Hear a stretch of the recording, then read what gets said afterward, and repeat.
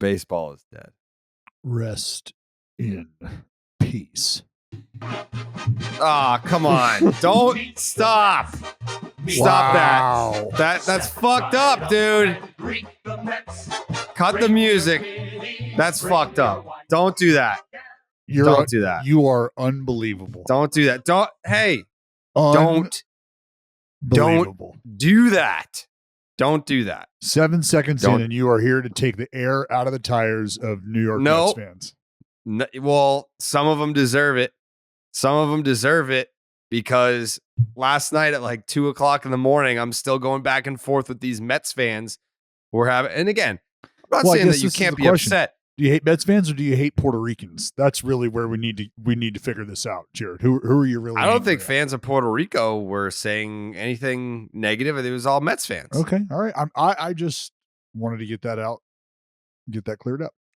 Mets fans were having the worst takes, I think, of the if you can still call it the offseason, the worst takes of the offseason belong to Mets fans. On one hand, yes, because we get a lot of Mets fans that listen. And I'm sure that even more Mets fans might listen to this show in particular if they're not listening every week. But these Mets fans, yes, you have a right to be upset. No one's trying to take your right to be upset away from you. So then that's a big blow. So then what are they bitching about? We still at this. It's March 16th. It's Thursday at 10 a.m. Eastern. So then what's the wrong take? What's the worst take about it? At the time of this recording, we do not know the extent of Edwin Diaz's injury, but it looks pretty bad. He had to be helped off the field. He got carried off in a wheelchair. Couldn't even be carried. He was helped off in a wheelchair. We don't know the extent. I heard patella. I was told the patella last night. That's neither confirmed nor denied. I don't know, but it didn't look good. Certainly doesn't seem good. But the Mets fans that want to attack the World Baseball Classic because of this, stop. Like, if you're a Mets fan, obviously you've had a long history of bad things happening to you where you can look up at the sky and think that the baseball gods have it out for you, because some of the bad stuff that happens to the Mets and their fans would just seem like we've been targeted. We've been targeted by the higher powers. And I can't put myself in that position. I'm sure if I was in that position, I wouldn't feel great about it. I would think that someone was out to get me as well. But where I draw the line are the Mets fans.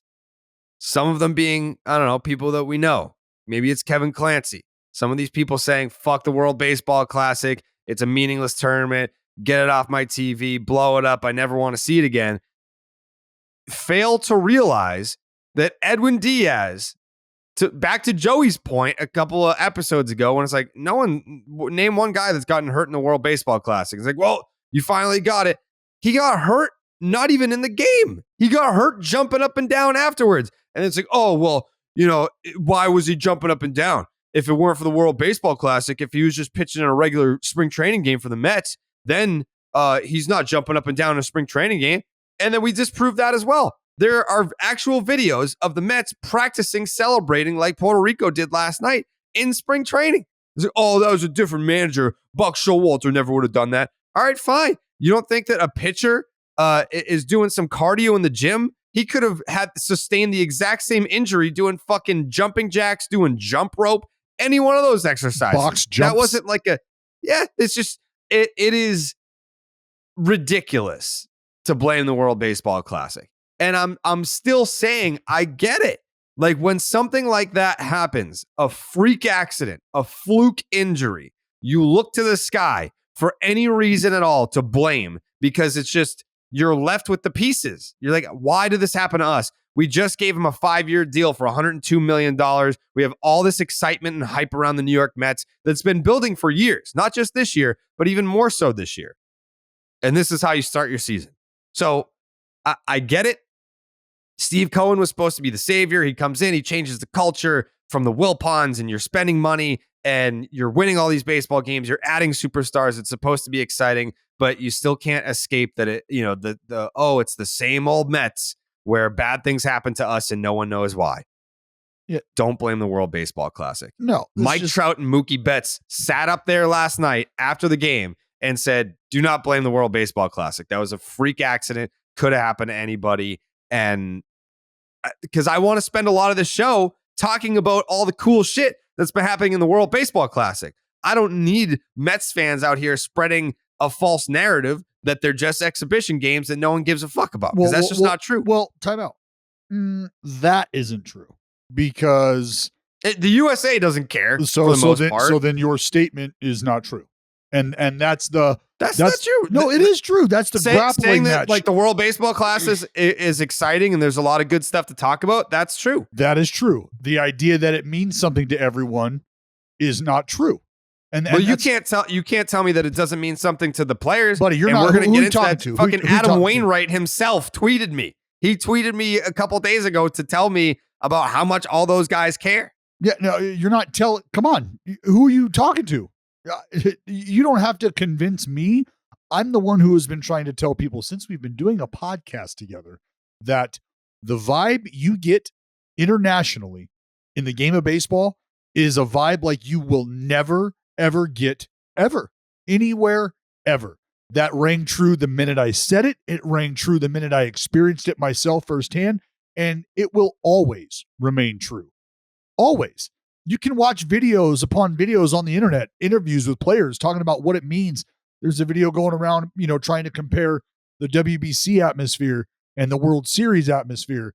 And for a lot of the folks internationally, they're saying, do you understand the pride that comes along with wearing my country's name across my chest and performing internationally for my country? Like, there's guys talking about that's the real World Series because it's my country versus that country. And it's our country's best playing against each other, not one city versus another city in America. So, like, the whole vibe internationally has always superseded what we feel about our country and sport here in America. Just a fact. And this stage, the WBC, puts that on full display because of what we're talking about. An international superstar in Edwin Diaz is now hurt. And his team in America is going to suffer, the city, the New York Metropolitans. And I promise you, you go back and look through those videos, you saw his brother weeping, crying about what was, what the future looks like. Folks on that team feeling the same emotional, distraught. Like, that's a huge, huge deal. Huge deal. And then we look at Shohei Ohtani, who we've all just dubbed a $500 million man. And he's every day putting that $500 million potential on the line, really twofold, because he's going up there with a bat in his hand and he's taking the mound. So you're watching other international superstars sort of, bypass or look beyond the potential risk that you inherit every time you put a pair of spikes on and saying, I want to go perform for my country. I want to play with my countrymen. And I want to play on this stage because it does mean something to me and it means something to our culture. We just don't have that here. That's a fact. The tweet that I was referring to from Adam Wainwright, this was 2 days ago. I tweeted, I wish more of USA's best pitchers decided to play in the World Baseball Classic. I get they want to save their bullets for the teams that are paying them. But selfishly, I wish more said fuck it and did it anyway. Shohei Ohtani is about to get a $500 million contract, and he's out there. Adam Wainwright responded, I hear you, Jared Carrabis. I can tell you this. A few of our best pitchers wanted to be here, and teams or insurance wouldn't allow it. The men you see competing for our great country want to be here with all their hearts. We're having the time of our lives. Having USA on my jersey is one of the highlights of my entire life, and I know my teammates feel the same way. The pride and honor we feel to rep our country is immeasurable. We'll try to make you and our whole country proud. Being here is something every player should experience. So I think last night, USA versus Colombia, they won it 3-2. That might have been the first time that I saw a Team USA crowd make it so that it didn't feel like a spring training game. Like, obviously, like Joey had the tweet. What was it again, Joe? the Korea Japan numbers? 63 million. Sick, yeah. 54 million, the 1980 Japan World versus Series. Korea reached 63 million viewers last week. The most watched World Series game ever was 54 million in 1980. Mhm. So obviously these other countries are taking it serious. And if you're sitting there saying that it's just an exhibition game and Edwin Diaz got hurt for nothing and the tournament doesn't mean anything, why was he jumping up and down in the first place?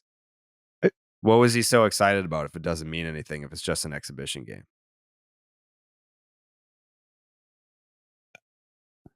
No one can answer that question. Well, we're talking about two different perspectives, right? We're talking about the perspective of the player, which we have established absolutely means something to lots of these guys, including Edwin Diaz specifically. And then there's the Mets fans who are the ones who have a problem with it. And I think this is a good example of, like, sometimes your problem or things that happen to you are not everybody's problem. And sometimes things that happen are not comments on the institution as a whole. Like, this is an isolated, one-off, unfortunate scenario. And I get that Mets fans are disappointed, but this is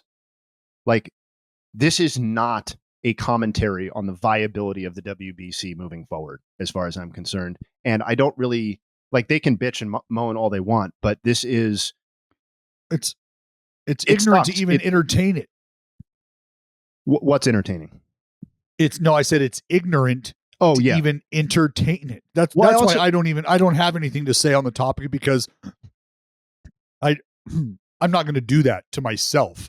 Well, I'm not going to do that to any of you. We're all intelligent enough to understand that the WBC isn't why Edwin Diaz is hurt. The energy surrounding the competition and the freakishness, that's just a roll of the dice. That's what happened.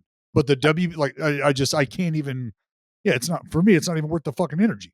I think one of the things that's going on with the WBC, which is why you get so many such disparity in some of the conversation and tone about it, is because the tournament itself and the people running it and participating, there's a lot of mixed messages being sent, because you have what Jared's talking about with the Puerto Rico excitement and Shohei Ohtani on the verge of becoming a $500 million player and being out there. You have the international appeal and why it's wise for Major League Baseball to do this, to get the first player that truly has the opportunity to be a cultural breakthrough icon in front of even more international eyes.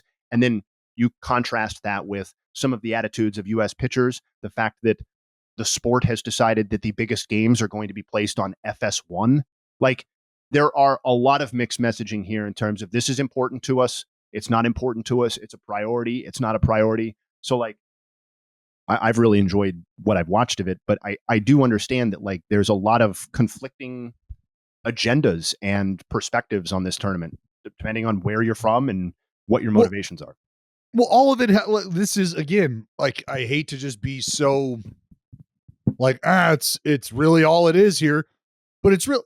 It's the money aspect of every bit of this. Why are certain players not performing? We can boil it down to money and commitment to a certain franchise, right?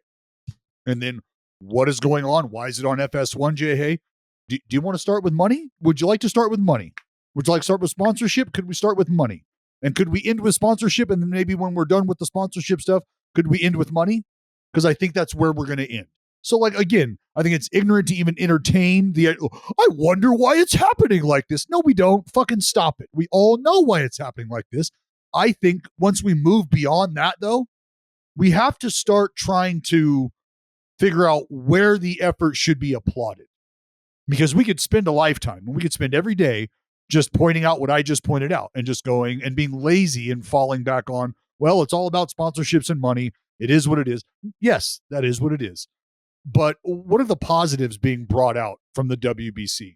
And I think slowly but surely, I think I would love to see this tournament take on the characteristics of what the World Cup would mean, right? I think that's sort of the end game, because what other sport do you have? Like, you have the Olympics, but I'm talking about, like, the football doesn't have this, right? The NBA doesn't have this. They have the Olympics. So for the WBC to hold its place in the international stage, I think we have to really start trying to figure out how we get over complaining about the little stuff that we're kind of talking about right now. Like, where is the bigger impact made?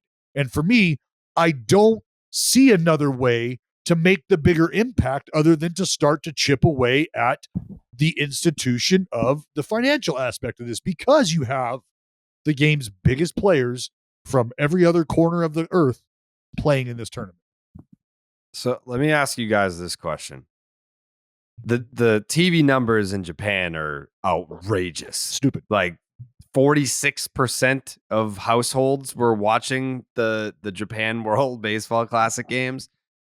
I think that obviously a large chunk of those people are still watching. How much of the ratings do you attribute to Team Japan having the greatest baseball player, arguably, who ever lived on their team? How much of that is the Shohei factor when you look across the board? Because the only ratings viewership numbers that I see are involved with Japan. I don't see any viewership numbers. I see attendance numbers for some of these games. Comfortably tell you that half of that is for Shohei. No. So, all right. So then off of that. Wait, Joey disagreed. Joey?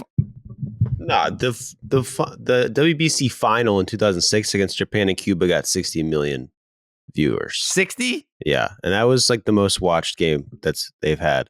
Oh, yeah, okay, that's the finals. That's the finals. That's the finals. As of but right the run up was like close.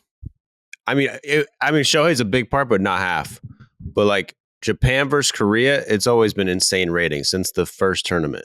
It's up there, like 40% of the country's watching it. I would argue Shohei's a greater pull for people outside of that country. Like people, I think Shohei is pulling in more. I don't know what the numbers say, but I think he would be pulling in more people from the United States to watch that wouldn't otherwise be watching, particularly Japan games than he's doing for Japan, who would probably, to Joey's point, we're already watching. Yeah, I would say, I'm just saying, if there's 46%, and again, I didn't have those numbers that Joey had in front of me about the 2006 run, but I still believe, like, I would say confidently that you could almost double the attraction just because of Shohei. Am I wrong in suggesting that, and again, it's been 6 years, so maybe my memory's off and Twitter's a different place than it was back then, et cetera, but to me, it feels like a win in and of itself, the level of conversation that is existing around the WBC in 2023 relative to what I remember happening in any previous edition of the tournament. So like, put away, like, to Dallas's point about forget about the little stuff. Let's focus on the big stuff. Like, that to me is maybe the biggest win that we have going, is that whether it's Ohtani, the DR lineup, people loving and complaining about the United States, whatever it is, to me, the conversation is much more robust than it's ever been before. And that, to me, is a great sign for what the tournament is moving forward, whether or not it features Shohei or the next great Japanese player or the next amazing Dominican Republic lineup or whatever. That's very positive, I think. I would agree with that. I think for me personally, I remember writing in like 2016, like, I can't get into the World Baseball Classic. Can't do it. I remember the first one, 2006. Like, I have the jersey over there. I've worn it on this podcast. I was very into the inaugural World Baseball Classic. And then, then Japan goes back to back. And I'm like, all right, is Japan just going to win this every year? Like, is everyone just going to get outclassed by Japan? Then you see new blood. And then 2017 happens and it changes everything. And it's not just because I'm from the United States and the United States won the World Baseball Classic. I just think that the players themselves started to care more, because when you fall into that gray area of why am I supposed to care if they don't care? Exactly. And you kind of got that vibe when some guys were like, yeah, I don't want to go. And then the turning point, I don't want to put it all on one guy, but 2017 was by far the best competition in a World Baseball Classic, but you still had some of the best turning away the tournament.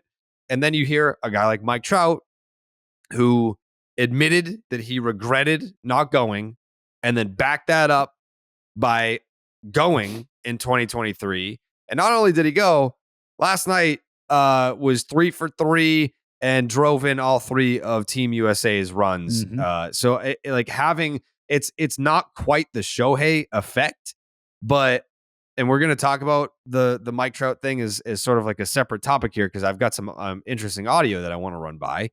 But having Mike Trout be a part of this, have him be invested in this, and have him perform and show emotion in this, that's a draw. It's a different draw than Shohei Ohtani in Japan. When this thing first came about, I looked at it like I was as pumped day one as I am now, if not more so now.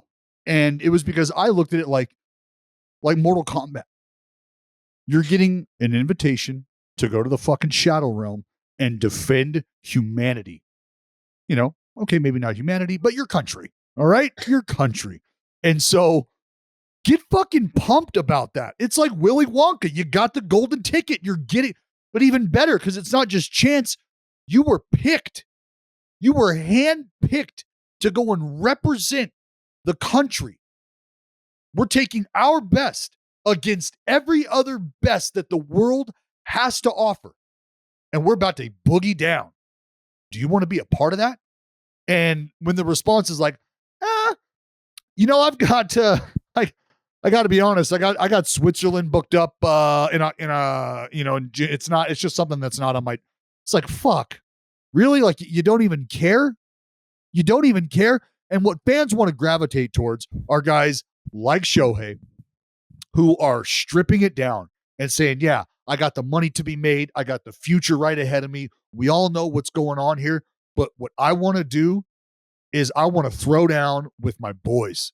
I don't care about an award. I don't care about a big, huge, fat paycheck at the end of this. I don't care what I do get or don't get if I participate in this. What I want is the pride. That's what I want. And folks can just rally around people who cast aside, potential gain, potential personal benefit for what they perceive as the greater good. And the greater good would be the team, the country. And so that's what this tournament is supposed to represent. That's the type of players that people want to cheer for. And when you hear Adam Wainwright say what he says, that's how each and every one of those individuals in that room feels. And that's where the attention should be. Quit talking about the people who don't want to be a part of it. Leave them out of the conversation. Celebrate the ones who care enough to put all of these perceived potential gains aside so that they can wear the red, white, and blue. I disagree. I think we got to shame them and just talk shit. Absolutely Any pitcher who turns it down, get in their mentions, find their address, maybe not find their address, write a letter, don't show up. No, see, like those are people like them. Those are people that you don't want in the foxhole. Those are people that you do not want in the foxhole. Yeah, they're second guessing. They're looking for a way out. They're looking for a way out. No, they can't find a reason why it means something to them. So then I don't need you here. I don't want you here. I could use a couple more good guys in there. Whether they want to be there or not. I think it would be weird to see Scherzer in it and then him not care. And that's one pitch. dude that I honestly, I'm like, I would just love to hear, I'm not saying why, but I would want, because I'm sure there's a thought process behind it. Like I've said, like why don't we have a lot of the guys? What did I tweeted this out the other day? Health and future earnings. What is it?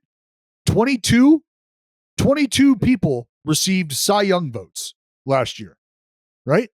22 people received Cy Young votes. Not one of those pitchers is on the roster. It's not crazy. One. It's not like one out of the top 20 pitchers from USA on the team, just based on last year's WAR. And when you look at that detailed, there's 4 or 5 guys who have gotten a large chunk of change, who have gotten paid, right? So you would look at them and go, well, why aren't you interested? Well, some of those same guys have an injury history to consider and are on deals where should you, I don't know, blow out the WBC and not be able to pitch for your team, you would probably feel bad about that. Your team probably wouldn't appreciate that. So there's probably an extended conversation with those guys. Now let's shift gears to some of the younger guys on that Cy Young list that I just mentioned. Those guys have future earnings to consider.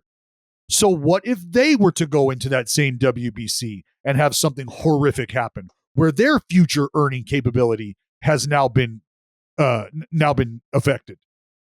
Well, I'm curious to know is because you could say this obviously this is true, and these are the reasons people aren't playing, but you could say this about any pitcher on any Yes. country, and they're Yes. still playing. Yes. So I don't know. Obviously, I think other countries, there's way more pressure from fans and from Yes. the country themselves. Yes. And Yes. if they don't play, they get shit on. That happened to Yes. Yu Chang in Taiwan. Said he wasn't going to play. Everyone came after him. He played, and he won MVP. And I think he got signed because of it. Or maybe he was already signed. He's with the Red Sox. Was he signed before that? Yeah. Okay, but still, it worked out. Guy was crying. It was electric. That doesn't happen in the U.S. But I don't know. Do you think it's the team pressure? It's a combination. It's a combination of your camp, your representation, everybody telling you, hey, look, the nut here at the WBC is not worth what the future holds for you. All right? Mhm. It's just not worth it. So let's wait until you're in a little more comfortable position financially for us to say, what happens if we get set back 6 to 8 weeks because there's some fatigue or whatever, and we're not in a pre-platform year or a platform year heading into arbitration or heading into free agency. Let's make sure we're going about this wisely. That's the conversation, because those people have money to consider, right? They want to get paid as well, the representation. So what do? You got to protect your asset. Who's your asset? Your athlete. And what is the athlete? I mean, well, that's the reality of it. It's reality, but like in my head, it's like what more of a risk is pitching the WBC? It's like probably barely any risk. So that's pitching in spring training. Well, no, that's a great segue, I think, to another conversation, because there was a moment in time in the game that John Smoltz said something very interesting. That if you were listening, he was basically messaging to the fans and to people listening how difficult of a job it is for Mark DeRosa and really anybody on that staff to handle the puzzle that is pitching. And that's how it was referred to, because there are so many cooks in the kitchen when it comes to what a pitcher needs to do to get ready. If you got him up and he executed this many throws in the bullpen, well, as an organization, we consider this to have been active. We consider that an up and down. So if you do that once, he's got to be in the game the next time, blah, blah, blah, blah, blah. You're getting all of these instructions that you have to follow. Each guy has protocol that comes with them. That is ridiculously hard to try to navigate. That's super tough. So it's not like he has the ability or the flexibility to just go, yeah, let me give you for 3. I'm going to get 3 from you. And then I want you to be ready. It's just not that easy. It's not that easy. And John Smoltz wanted to make sure that people understood that. You know what makes it even less easy? Picking a manager who's never managed a game before. If it's that challenging, why don't we put somebody that's going to put the team in a position to succeed, as opposed to a guy who watched baseball on TV and mock managed from his couch? Sometimes the manager can be a detriment in other ways, because depending on who the manager was in the past, I know that players have turned down going to the World Baseball Classic because they didn't want to play for the manager. Which managers? I'm not going to name names, but I know that that's happened. Well, I will say this about, you think people do that? I don't know. I'm not sold on DeRosa. He needs to prove something. I know he's got his hands tied and he's got to play. He's got to play, but I don't know. I don't like how they interview him during the games, and he's like, "Oh, we got this.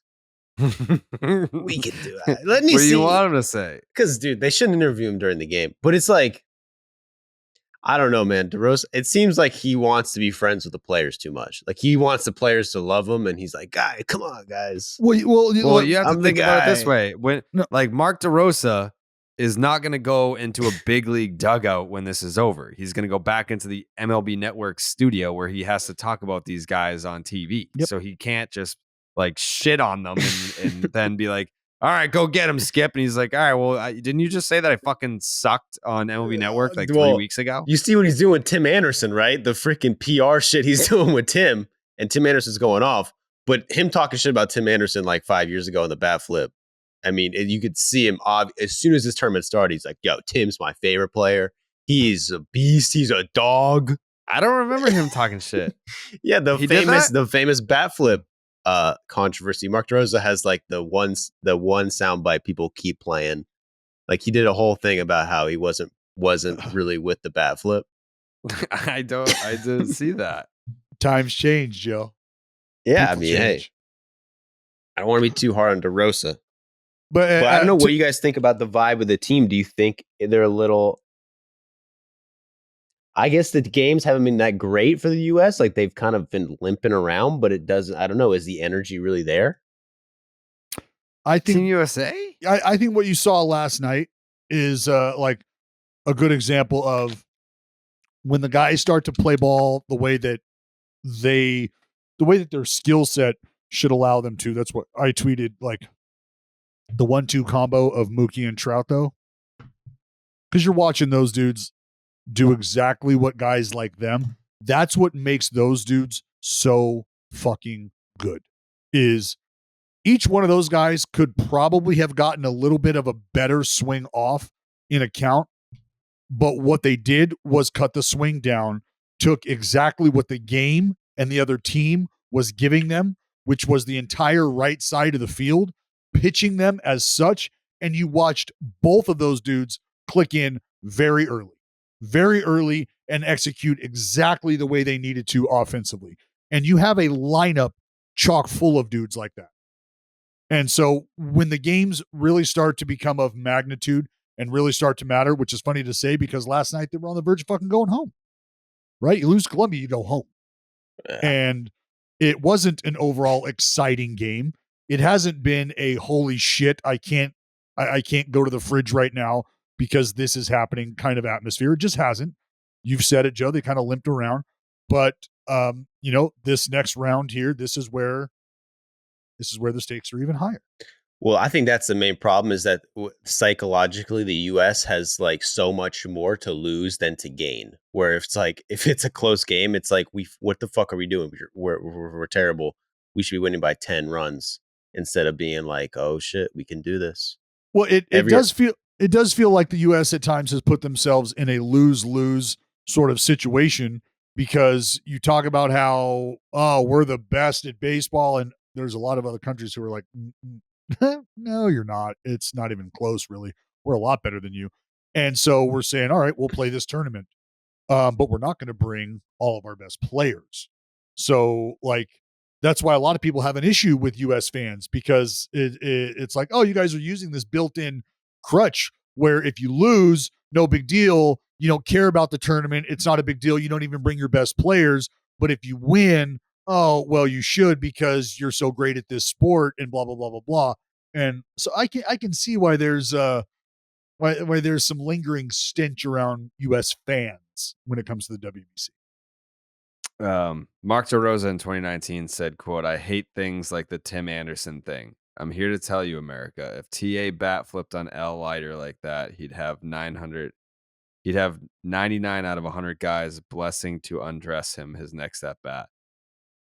And then he said, they talked Team USA manager Mark DeRosa on bat flips. Quote, "Me and Tim Anderson have discussed that. We really have. I'm into it if done the right way. I have a 13-year-old son who wants to bat flip to the moon when he goes deep." So, I mean, I love D-Row. I was honestly surprised to see that he wasn't into it the first time around. Like, that just seems like out of character for D-Row. No, that's totally in character for D-Row because of how he came up in the game, where he came up in the game, who he came up under in the game. Like he said, that's his real intent, is the first statement that he made. That's where he came from. That's the school he came from. What he's telling you now is a combination of probably taking a step back, understanding where the game is headed, how the game is played now, and being able to find a space in which he understands excitement, and also it's not pointed directly at the opposition. Because when we were coming up, Jared, any emotion like that is a direct fuck you. directly to you, it's fuck you. And if it's fuck you to my guy, then it's fuck you. And now it's on. And there's no other question.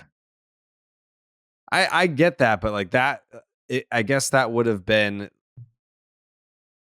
not as surprising if you had asked D-Row when he was a player, but that far into his media tenure, career, it just doesn't seem like a take that he would have. So I'm glad he switched it up, though. I mean, like it is what it is. I don't think that any fan that's seeking out baseball content, to the effect of like MLB Network and podcasts and stuff, I don't know that fan is looking to hear like fuck bat flips. Like I don't know that the audience that's looking for digital baseball content is down with that mindset. So, but you got to be down with the DraftKings Sportsbook. Massachusetts residents were legal now. First legal bet was the Boston Red Sox making the postseason.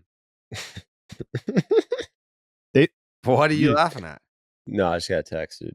Did you get like From who? That was hilarious, man. Oh, can you read it?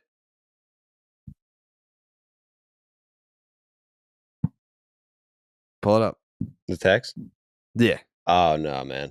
Something else. Oh, it's something else. Yeah.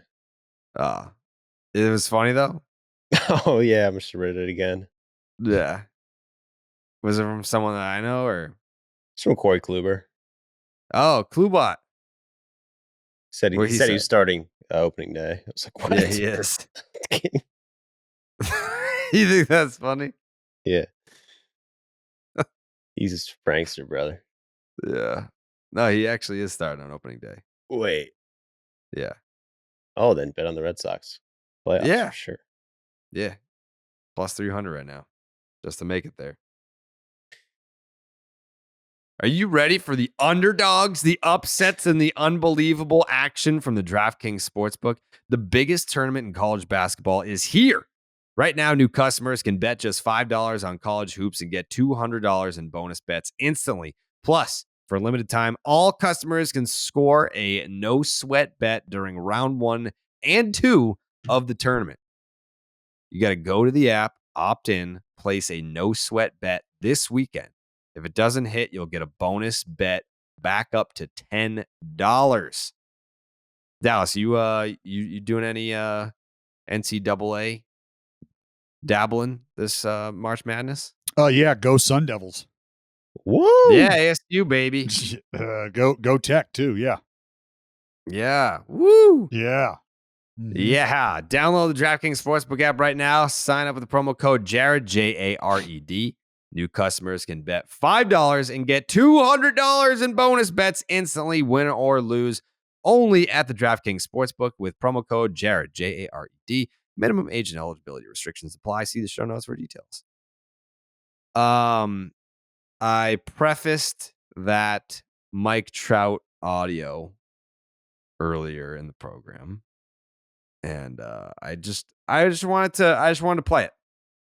I just wanted you guys to hear it, just in case you didn't hear it. But it's pretty interesting. It's with Ken Rosenthal. Well, I just want to get the date right. A couple days ago. Pressure on yourself, just go out there and have some fun. That's what we told ourselves, be yourself. Just go out there and just dominate. It was fun tonight. Who said the funniest thing in the clubhouse that got you guys relaxed today? The funniest, it's got to be Schwarber. Schwarber's the funniest dude I ever met. So he keeps everybody loose, everybody. And, we got a group chat going. It's pretty funny. So.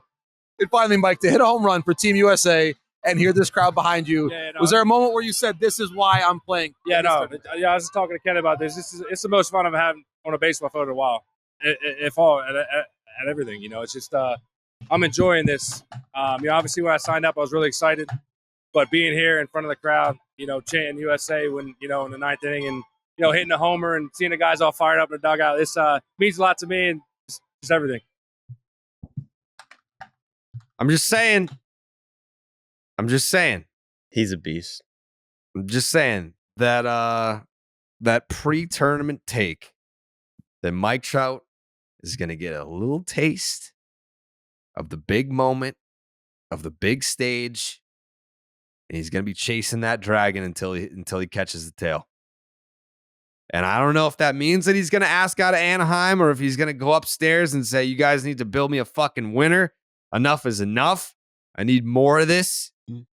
Something's got to give. There's no way Mike Trout experiences World Baseball Classic big moments that he's right at the epicenter of. He's not just along for the ride. He's like right at the epicenter of it. There's no way that he experiences all that and then just goes back to Angels baseball. And I said, like, he had a big hit the other night and I tweeted the highlight.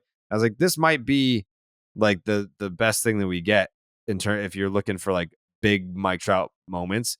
And Angels fans, come on, get a fucking grip, dude. Angels fans that are tweeting me in response to that, being like, Mike Trout went to the playoffs. Didn't you know that? He went to the playoffs 10 fucking years ago. Did not have a big moment at all. No one remembers Mike Trout in the playoffs. Yeah, he's been there. It was a long time ago. It was wildly insignificant. If you're holding your hat on the one time that Mike Trout got 15 fucking plate appearances in the first round of the playoffs, get the fuck out of here. And then I've got people being like, well, you obviously didn't pay attention to the offseason the Angels had if you really think that this is if this is going to be the only big moment that Mike Trout has in the postseason. What the fuck are you talking about? What are you talking about? What are the Angels' odds to make the fucking playoffs this year in the DraftKings Sportsbook? They can't be that great. I can't imagine that they're horrific. They're not like Oakland A's bad, but they're definitely not like favorable. You're not looking at those odds saying, yeah, let me throw down some money on the Halos. No, you're not. And the reality is exactly what we've all said it was going to be when the rosters were announced. And we saw that we knew what Shohei was going to do because you have could we be so fortunate to see a Japan-US game square off in which Shohei Ohtani is facing Mike Trout and it just comes down and they have that historical moment for them and then their entire career is just talked about how, oh yeah, well, remember that time we were playing against each other, but now we're on the same team and it's another 82 win season. Currently, the Japan Angels are USA final. Sorry. No, I didn't say anything good. What were you going to say? I was just going to follow up on Jared's kind of comment. The Angels are plus 175 to make the playoffs and minus 205 to not make the playoffs. So DraftKings is saying much more likely to not make the playoffs. But it could happen. It could. Yeah. It could happen. It's on the table. Yep. Right now it is on the table. But I feel like I've had a complicated relationship with Mike Trout as a baseball personality. I feel like if you go through my years of Mike Trout takes, it's almost like I'm not angry at the player. You've been angry. I'm not angry. I'm not. Yes, you I'm have. not angry at the player. I am angry at the situation. It's not the same thing. I'm angry that me, as a baseball fan, I want to see the best players on the biggest stage. I want to see Mike Trout in the playoffs. I want to see, and it's not so much like, oh, I want him to get a ring. If he does or he doesn't, it really doesn't have an impact on my life whatsoever. But as a baseball fan, I get an extra layer of enjoyment. Like watching Mike Trout hit homers during the regular season is cool. Like I enjoy that. But seeing him show emotion and passion and having this excitement, like having him come up big in a big spot, that does something for me personally that I can't get from a regular season game. The Angels don't really have like a rival. Like it's not like, oh man, like it's a Friday night in July, but we got Red Sox, Yankees, and Mike Trout just hit a fucking grand slam to win the game. Like the Angels don't have a rival that you can tune in for a regular season game to even come close to faking your brain into thinking that you're watching a playoff game. Like I just want to see it. And I feel like we've kind of gotten a taste of it with the World Baseball Classic. I don't think that I guess it could be a tease, but I've been satisfied watching Mike Trout do Mike Trout things in the World Baseball Classic. Like I've enjoyed that a lot, and I have to imagine that he's enjoyed it a lot too. He just told you that in the interview with JP Morosi. So I don't know. Well, you could see it. You could see it on his. This isn't it. You could see it on I his don't want teammates' this to be fans it. or on his teammates' faces. He fucking laced that triple, and like everybody on the top step, you could just see like just had this like smile on their face, like that's fucking Mike Trout. That's of course he just comes up and it's a fucking triple, right? Like that just standard stuff. Well, how many times can you recall Mike Trout showing emotion? Like having a big base hit, like on a single, having a big base hit, going back to his first base coach and slapping his hand so hard, his fucking first base coach probably like has his fingers are tingling. Well, because we don't get to see that. Like I want to see that because I think there also comes a certain level of expectation when he's on the Halos, right? When he's playing for the Halos, it's almost like, well, if I don't do this, who else is gonna? And I'm expected to do this. But the WBC, I'm pumped because I've got a lot of dudes who are high caliber like myself that can do this job. And if I'm doing this and they're coming behind me and they're going to do this, like he's feeling the excitement of being on a juggernaut. And that's pumping him up because he knows that winning is a byproduct of being surrounded with talent that makes you competitive. And that is what he has been asking for a decade in Anaheim. And as I have said time and time again, the misguided effort and the misguided collection of talent has continued to fall short, and that has allowed the frustration to mount. And we are absolutely at the precipice of whether or not Mike Trout is going to want to remain a Halo. And should we see any noise start to come of that? The last time the Angels made the playoffs, the rotation was fronted by Jared Weaver and CJ Wilson, and the closer was Houston. So, been a while. Been a minute. See? But I'm the asshole. I'm the asshole for saying, you know, when Mike Trout is showing emotion, running around the bases, saying this might be as close as we get. And then I've got Angels fans being like, this is lazy. This is a lazy joke. You people have made this joke 1,000 times. Oh, Mike Trout doesn't get to play. I'm like, I'm not joking. Like I'm seeing Mike Trout get excited on a baseball field for like the first time, and I love it. So I'm enjoying it, but I'm also looking at it on the other side of like, I better enjoy this because like I don't know if I'm gonna get this in October. I don't know. And the World Baseball Classic is not every year.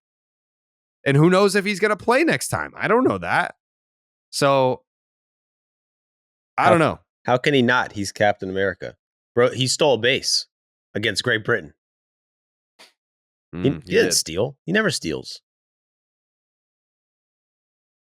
I don't know. But I just love it. I don't know.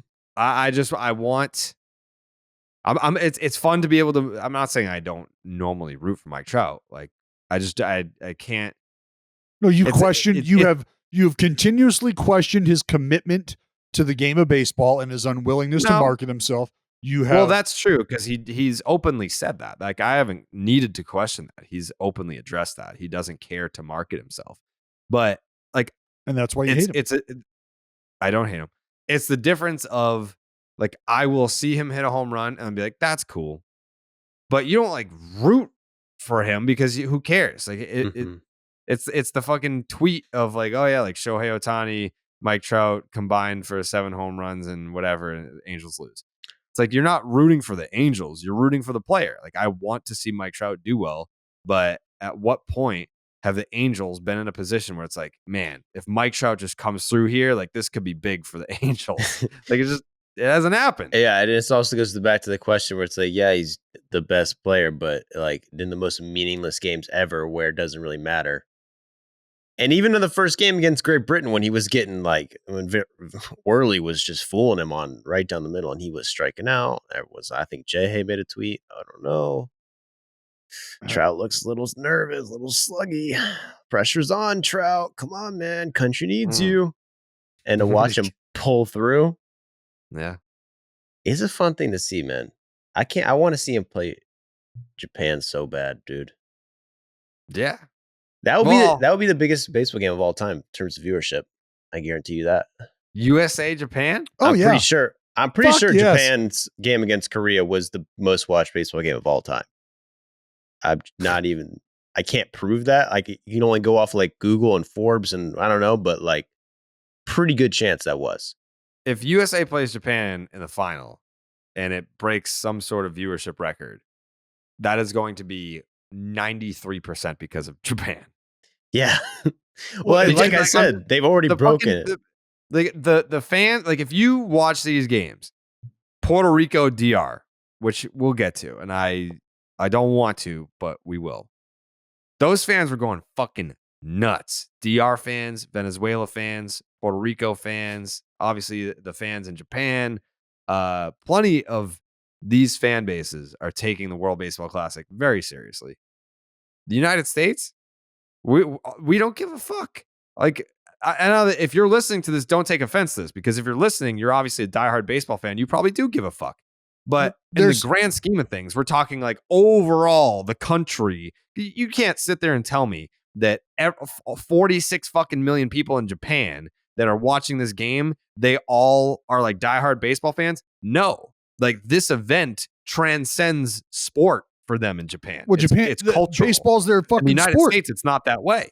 The other layer to this is there's a competitive aspect to the Latin American countries and sort of being the best Latin American country at baseball, and the Asian countries being the best Caribbean series is fucking lit. Asian country at baseball.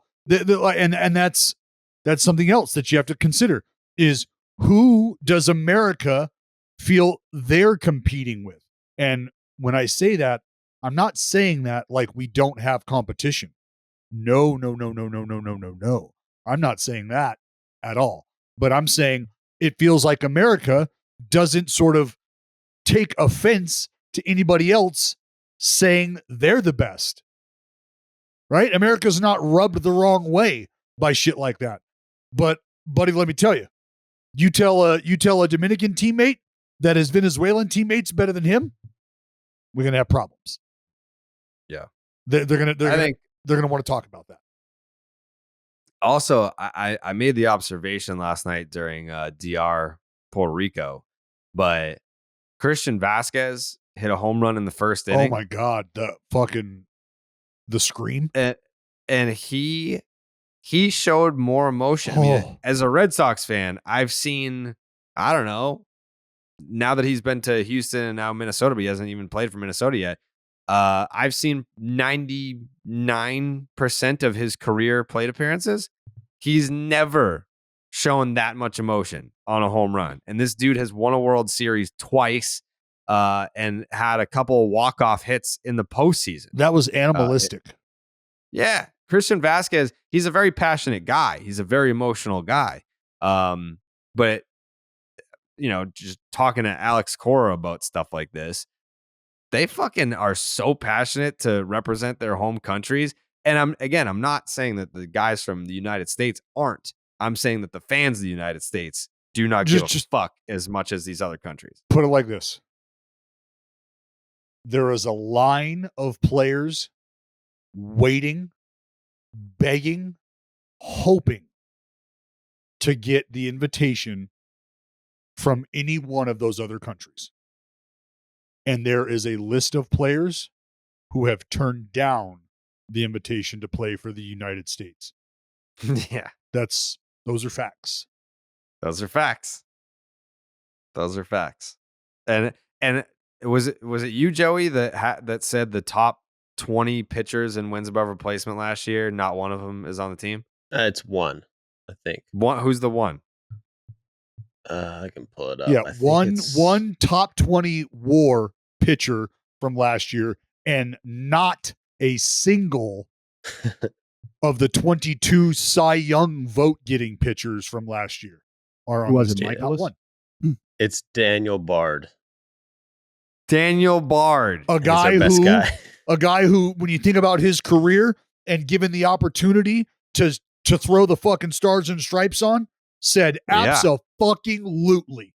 Yeah. Fuck yes. That's a guy Daniel that you Bard want in your was out of the foxhole, Joey. game for like fucking 7 years. He was out of the game for 7 years. He was a coach. Mhm. He was a mental skills pitching coach. And then one day was like, wait a second, I actually still have 98 in the tank. Yeah. Made a comeback and had success, turned that into a little mini extension for himself. And then when he got the chance to play for Team USA, he was like, well, of course. What do you mean? Why Yeah. wouldn't I? And then you compare that to other countries. If you like go, if you go to Puerto Rico based on WAR pitchers, like they won't even have 10. I think Yachty's number 9 on that list because they don't even have 10 big league pitchers. But still, they beat the Dominican Republic because every single one of them Whoa. plays. All right. Let's talk about Blue Moon. Mm. Spring training's here, which means baseball's finally back. Blue Moon gives you a dose of ballpark nostalgia to get you excited for the baseball season. In fact, Blue Moon was born in a ballpark at the Sandlot Brewery in Denver, Colorado. Its bold flavor, bright explosion of color, and iconic orange slice ritual guarantees a one-of-a-kind beer experience perfect for the spring weather. Jay, hey, you ever suck down a beautiful, juicy Blue Moon with an orange slice? You know, when I was a younger man, I would love a good Blue Moon. Now that I'm old and washed up, though, my stomach doesn't handle beer very well. So I just have to Okay. eat the orange slice. Wow. You just do the orange slice. Fucking manly, man. We need to get you out to a ball game, give you a second shot at Blue Moon. I think it would be is great. Delicious. Yeah. From its refreshing flavor with Valencia orange peel for a subtle sweetness and hints of coriander, Blue Moon Belgian-style wheat ale is a one-of-a-kind beer that's made brighter. It's carefully crafted and full-flavored with refreshing notes and a smooth, creamy finish. Why strike out with the same old beer when you can get something that's one of a kind? Best served with a signature orange garnish to showcase its beautiful hazy color. A beer this good only comes around once in a Blue Moon, but you can enjoy it all season long. Bring the ballpark to you for spring training. Blue Moon Belgian-style wheat ale is one of a kind every time. Get Blue Moon delivered by visiting get.bluemoonbeer.com/rocket to see your delivery options. That is get.bluemoonbeer.com/rocket. Blue Moon, made brighter. Celebrate responsibly. Blue Moon Brewing Company, Golden, Colorado Ale. Dallas, how did the I see you're wearing the hat. How did the hair replacement surgery go? Yeah, not what was that, buddy. I am Come on. fucking. We're all friends here. We're all friends. You don't have to be embarrassed. There, I mean, No, I told you we what's document embarrassing is you walking around with that fucking hair for the last 10 years. But we're doing something about it now, so we can all be open about it. What was the process like? I told you, you're coming with me for emotional support. You're coming to Hungary when I do Hungary or Turkey, wherever the fuck it is. Turkey.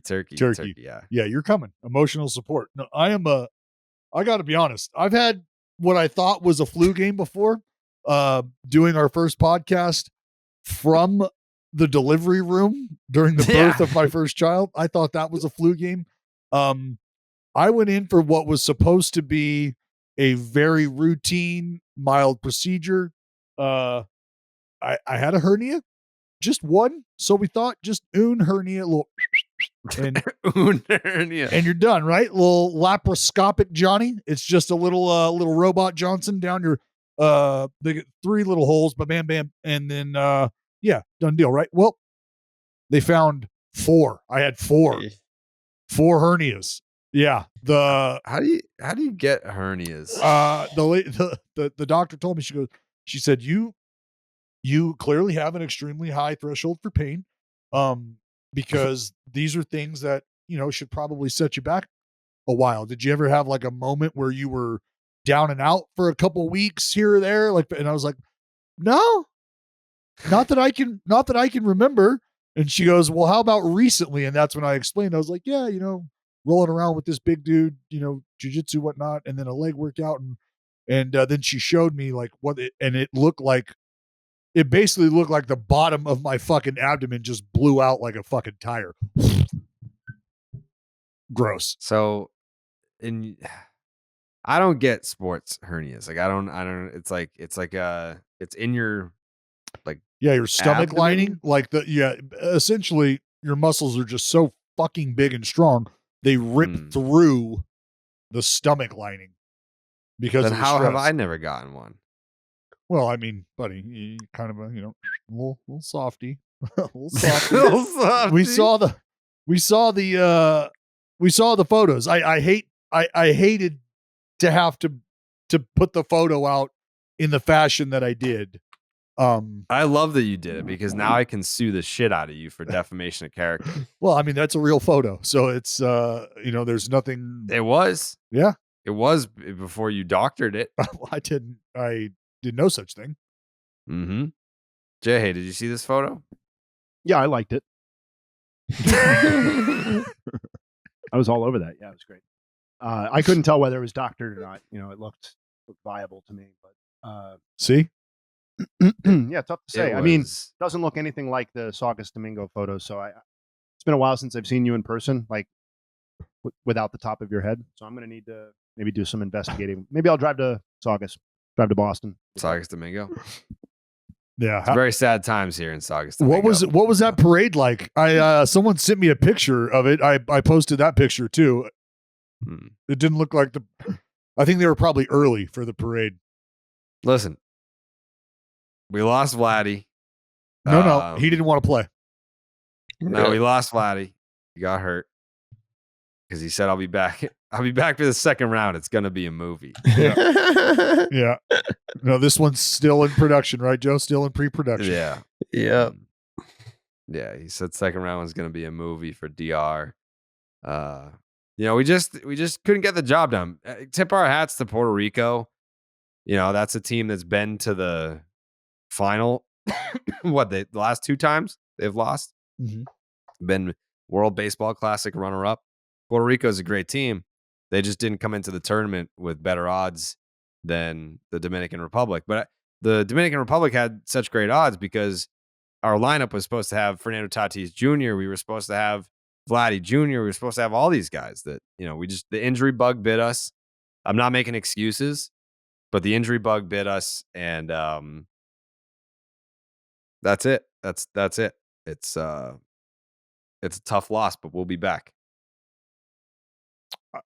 I guess I'm curious.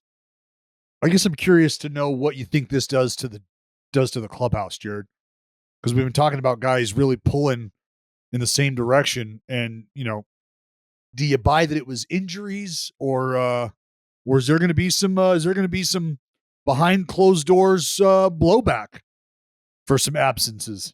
What do you think? I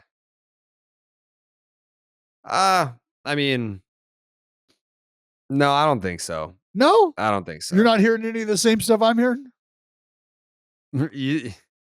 You're hearing that people are pissed at certain individuals from. Well, whether from it's being Dominican? pissed, I mean, because pissed, there's degrees, there's levels to displeasure.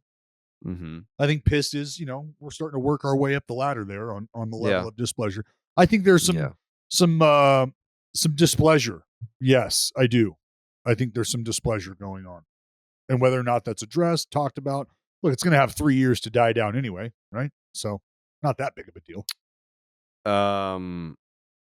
What do you like? Where are those arrows being fired? Are they specifically at Vladdy, or are there other people that just players? Like, hey, like, man, we're touting this and we're promoting this and the involvement, and then and now you're backing out, or now there was a lot of hype. There was a lot of hype around DR, and that's why I always want to caution people when you throw those kind of stones, because you don't ever really know the depth of a rehab routine, or where guys at in coming along and the organization, and how much say they have in that, because if there's a guy, and like with Nestor, you're talking about a guy in a rotation of a team who's slated to take a division, potentially.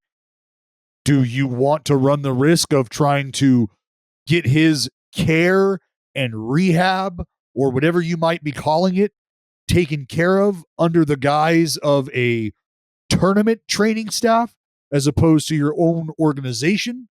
So While you look at Nestor's situation and you could say, oh, yeah, was it a bad hammy or are they just being careful with their guy? Well, you don't know.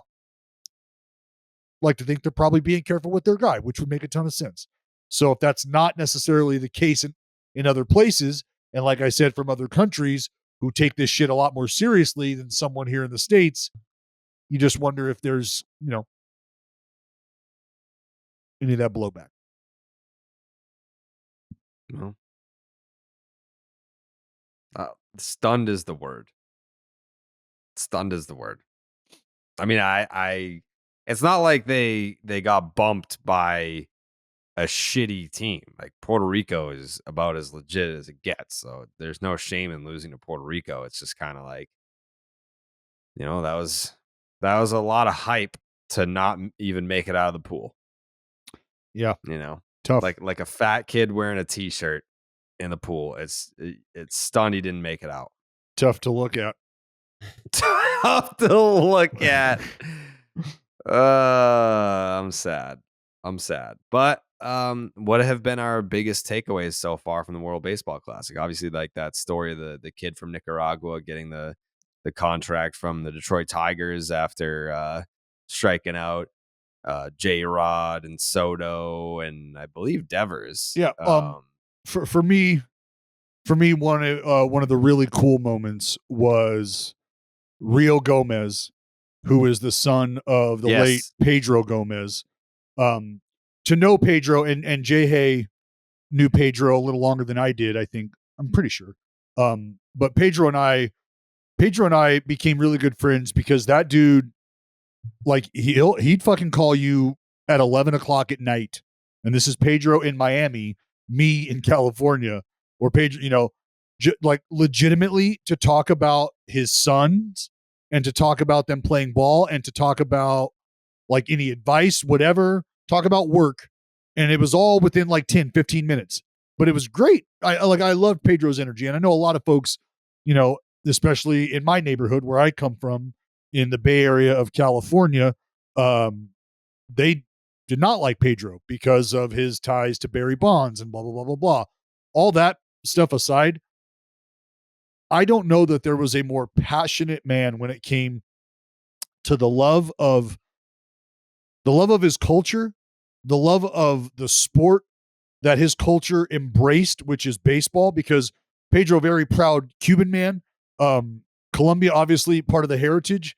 And so to know what baseball meant to Pedro and to know what it meant to his family and to watch his son, I watched his son pitch in the College World Series at U of A. I mean, I talked about Rio, I can't tell you how many times with Pedro.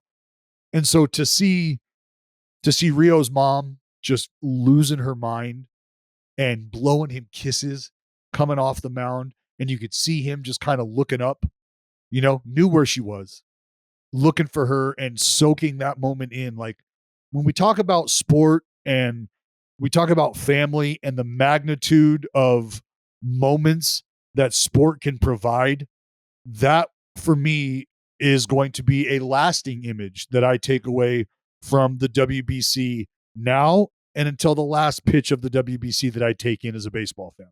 That meant a whole lot to me. And I'm really glad that family got to experience that moment. Yo, imagine saying the WBC doesn't mean shit coming off of that moment. Like, get fucked. Yeah. Any big moments for you, Jay? I mean, I don't want to just parrot exactly what Dallas said, but that was something that's struck with me as well. I've enjoyed every Shohei Ohtani moment. My personal viewing has been kind of locked in on him and watching Japan. No great prediction, but I predicted Japan to win, so I've just been kind of like trying to ride them and tune into them. Plus, there's like guys on that team that I have wanted to see play in person that I've never seen before. And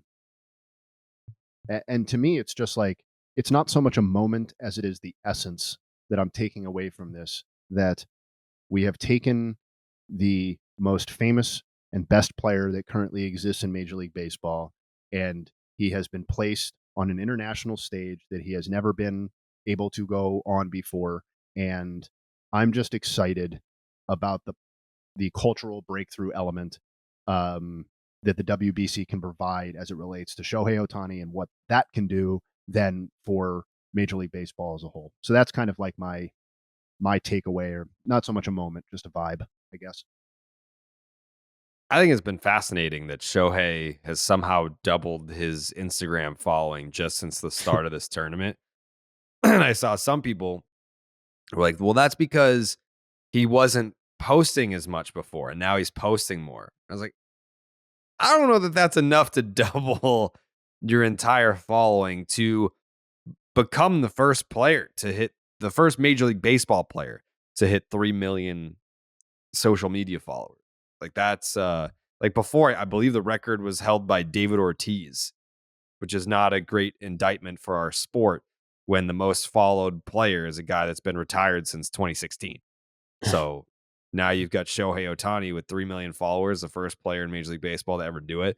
And I'm sure that there's some NBA guys that are like, oh, 3 million, that's cute. Like I had that when I was a rookie. I had that when I was which is probably true. When I was in the G League. G League, yeah. Yeah.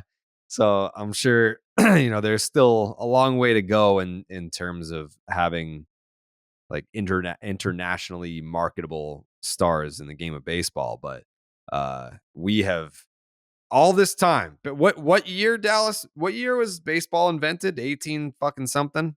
18. Whenever we launched Starting Nine, I think. I want to say 1887. Yeah. 1882.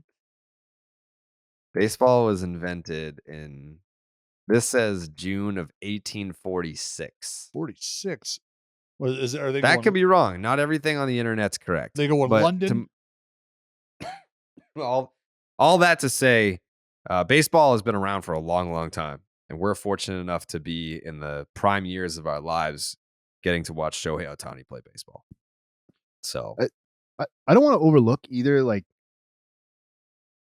somebody like Julio Rodriguez also participated in this tournament, right? And while catch, yes. But what I was going to say is, like, while he didn't have necessarily a cultural breakthrough moment, or his star wasn't elevated on the U.S. national stage because of his participation in this WBC, that didn't necessarily have to be the way that it turned out. And participation is the first thing, and giving yourself a chance to get on that stage is the thing. And the fact that, like, Julio, who's obviously earmarked as one of the, obviously nobody's Ohtani, but as part of the next generation of national level stars in Major League Baseball, like, I think it's encouraging that someone like him was there, and that it lays the foundation for maybe participation in future seasons when maybe he does have that breakthrough moment. What I don't want to happen is I don't want the WBC to become a version of the home run derby, where guys do it once and they're like, oh, that was cool. And what sucks is, as soon as I say that, I can fully understand if a guy were to go, hey, look, I'd love to do that once. I don't know that I want to play in the WBC every single time it comes around. Shit, I don't know if I'll be playing for it to come around multiple times and me to have the luxury to deny an invitation. But I don't want to see that happen, because I don't know, man. There's something about, like Pete Alonso. Like, I love him saying, I don't care. Like, and he didn't say this, but, like, look, if the home run derby champ gets to come back and participate next year, I want to win this every fucking year. I want to do this every fuck. I love the idea of you thinking you're pretty fucking sweet in the first half, pumping out 25, 30, just digging yourself, and you're on the way to the Midsummer Classic, and you think you're going to be the big bopper in the fucking derby, but you got old Pedro Alonso waiting for you. He's like, yeah, I don't care that it's fucking 180, pal. I don't care that it's 180. I don't care that I've only hit 19. This derby is my fucking territory. This is where I eat. And you just know that you got to go through Pedro Alonso to win the derby. Like, I love that. I love that other countries are featuring guys that are fucking substitute teachers, right? Insurance salesmen that are like, every time that fucking third year rolls around and I know I'm getting the call, I break out that net, start letting the whip loose, and I'm ready to go. I love that. I hate to interrupt. I got to get this last ad read in because the people with my closet are here. Listen, there's so much basketball to watch right now. It's crazy. Like a ball with a funky spin, it can be hard to get a handle on it all. Now you can stay on top of all the madness with Xfinity 10G network. With Xfinity 10G, you can power an entire house full of devices with ultra low lag, so you and everyone you know can stream every single game at the same time and never miss a shot. And if you're on the go, Xfinity will still be right there with the assist. Millions of Wi-Fi hotspots. Hallelujah. Introducing a next generation 10G network only from Xfinity. The future starts now. Learn more at xfinity.com/10G. I actually want to back up to your question about best moment. The best moment was when I should have had the country of origin for this guy before I opened my fucking mouth. But the guy who got signed off of striking out like 3 DR batters in a row, like the heart of the DR, he got signed by by the Tigers. Yeah, by the Tigers. It's like, is that the highlight moment? No, but that to me speaks to like the life-changing impact that the WBC can have too, where this guy's life is literally changed forever because he showed up on the WBC and absolutely owned shit against arguably 3 of the 10 best hitters that are even participating in the tournament. And I don't know, that just kind of struck me. It was like, damn, that guy, the trajectory for that individual is completely different than it was before this tournament. Wasn't he from Great Britain? Nicaragua. That's right. Nicaragua. Yeah, and I mean, when you think about it too, baseball, I feel like baseball is one of the only I think I'm going to comfortably say baseball. Like, what other sport could you put a skill on display in a very, like, just in a vacuum, and that be enough for somebody who evaluates talent and pays people to play sport athletically to go, you know what? Yeah. Yes. Are you interested in a paycheck? I've seen enough. Like the lefty blowing a hundo of the fucking speed pitch, right? The A's signed him. Yeah. So like what other venue, like the guy who knocks down the layup, the free throw, the 3-pointer, and the half-court shot at halftime at the NBA game, he's not getting a fucking 10-day contract. Yeah, the only parallel I could think of is like when, an NFL team signs someone who's like blazing fast to be a kick returner or like see if they can make him into a wide receiver. But that seems even more rare than what we're talking about here. I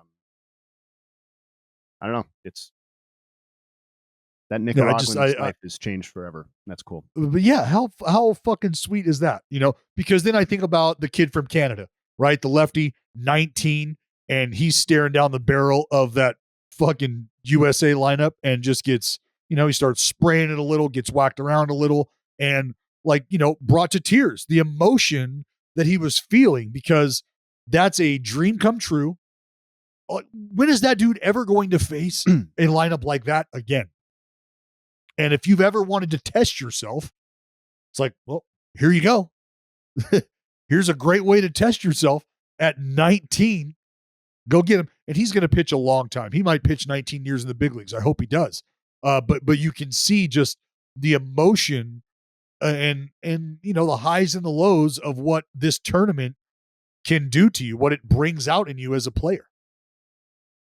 You talk about the kid from Canada? Yeah, the kid from Canada who did not fare too well. And we were talking about the kid from Nicaragua.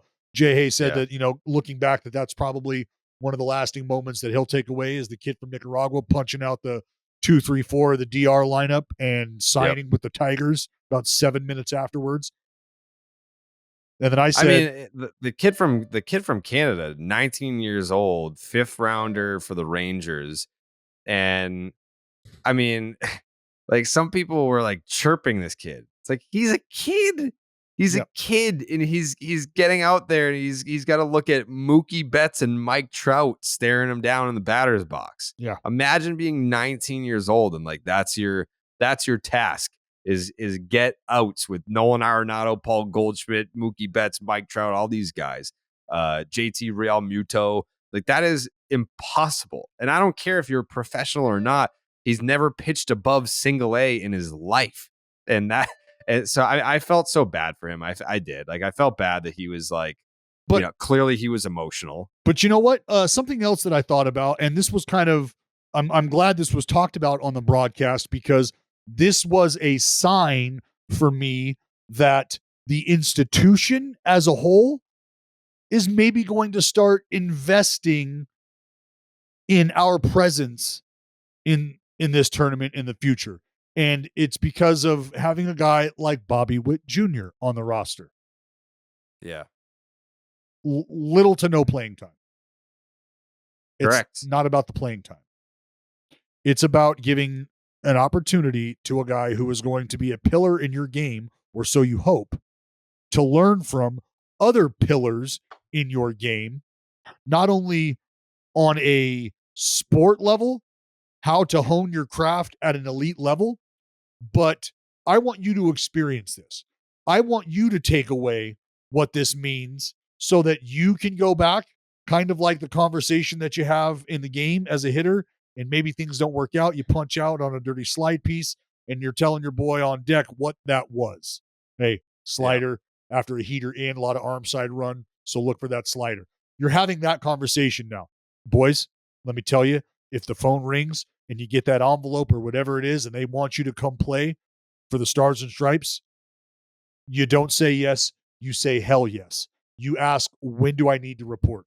You need to fucking be there. That's what I believe is happening there. And Bobby Witt Jr. is a dude who is, for all accounts, and from how I've gotten to know him, he wants to play.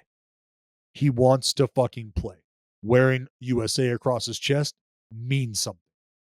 Yeah. And so watching that and seeing that kind of, I don't know, starts a little fire maybe in my belly, and makes me want to believe that we are starting to take this a little more seriously, and we will eventually get to a point where we give a fuck about this. Yeah. Well, think about it. To your point, think about how invaluable that experience is to have like one of your young stars get to go play alongside Mike Trout. Yep. Like getting that experience. Mookie Betts. Like we don't need to go over the names over and over. Just Mike Trout alone. Like, yeah, we have a very young player here who, like, I mean, he's almost, once like Salvi's gone, it's like you're talking about, he's a couple years from being the longest tenured player on the team, and he's going to be like 26 years old. Yeah. It's one of those organizations. So to go over there and have the chance, and I've seen people talk about this already. I can't remember who it was that said it, that was talking about Mike Trout's routine, where it's like, yeah, his routine isn't anything like Shohei Ohtani's routine is crazy. Yes. Like it's you can't even put into words Shohei Ohtani's routine. But you go to look at a guy like Mike Trout's routine, it's like, yeah, there's nothing crazy about it. It's just the consistency that he does it with, the intensity that he does it with. That's what makes him great. So yeah, I mean that type of experience. I know that it sucks if you're a Royals fan. You're like, well, we could really benefit from having him make some progress here in spring training camp. But just think about who he's surrounding himself with and getting better almost through osmosis. Yeah, the reps on the quote unquote backfield that he's getting with this group right now, the reps that he's getting in BP, and the routines that he's developing, the routines that he's able to pick and sparse from and create his own, that is infinitely more valuable than the work he's going to be getting in Arizona right now. I promise you. And again, as an industry, you have to zoom out and think macro. This is about moving forward as a sport, as an industry. Who are the ones that are going to impact it? Young dudes like Bobby Witt Jr. And I don't know the relationship between Bobby Witt and Bobby Witt Jr., but I do think it's interesting that Bobby Witt Jr. went to go participate in this tournament, as you guys said, with the assumption of little to no playing time, and that his dad has the backdrop of participating in the Olympics in 1984 for the United States in Los Angeles. So, maybe that was an influencing factor, his dad's experience representing his country, or maybe not. But I did think that was interesting. But that's and that right there, J.H., speaks to pedigree. That's where pedigree comes in, is because he has an understanding of what it means to put a jersey on that, whether or not your name is on the back of it, the name that's on the front of it means a lot more. And whatever you're going to get monetarily, personal accolade wise, that's not what this jersey is about, son. That's not what wearing this jersey means. And that education was had very early. I also wonder if it's kind of an age thing. I think younger players care more about the WBC than older players by a lot, just because older players didn't grow up with it being a thing and they saw it kind of come into play. It's like, what is this tournament? They heard this. But I think as a kid, when you're looking at like the WBC, it's like the dopest shit ever. Well, Joe, that plays a role in it. And that's a great point, because it wasn't something that was, ever present in some of the older veterans' lives, or something that they could, look forward to as it started to develop. Something else, though, is when you're younger and the idea of making the all-star team and going to the home run derby and stuff like that, that's exciting. And then you go and do it. And that's why you see guys who go and do it once, maybe don't return, or maybe pull out, because they now value the time off way more than they do what it requires them to go and be a part of that weekend. So the shine of it has lost its luster, and the shine of the WBC might have lost its luster to some folks who say, look, I did it once. It was great. Don't know that I want to do it again. It's a bit of a demand that's a little funky for me early when I'm trying to get right, blah, blah, blah, blah, blah, blah, blah, blah. So young guys, totally okay with that. Fast forward 6 years in their career, maybe that third time around, they're like, you know what? I think I'm out. Yeah. I don't see any examples of that, though. And it's tough, way tougher to make Team USA than an all-star team. Even if you look back at 2017 roster, like how many of those guys could still be on this team? It's like Goldschmidt, Arenado, but it's like nobody else. Like everyone else in that team right now is like not. Only players who are like still good who aren't on the team are like Alex Bregman, but I don't even know if he got invited this year, even though he's still legit. But even like Christian Yelich and Stanton probably weren't even invited this year, even though they're still elite. Yeah, where's Judge? Like how does Team USA not feature what I was told is the game's greatest player? That's crazy to me that he didn't do it. Because he has to be the captain of the Yankees, and that's a lot of responsibility. So he has to be there to be the Yankees captain. Obviously. I just want to applaud Jared for setting up shop at the front door of a 7-Eleven for the last it's my fucking front door hour of the show. Jake, you're gonna have to edit that out. I'm gonna fucking snap.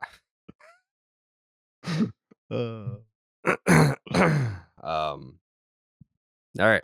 I don't have anything else. Anybody? Nope. All right. What's the schedule for WBC coming up? There's no more games today. No more games today. Game tomorrow, game Friday.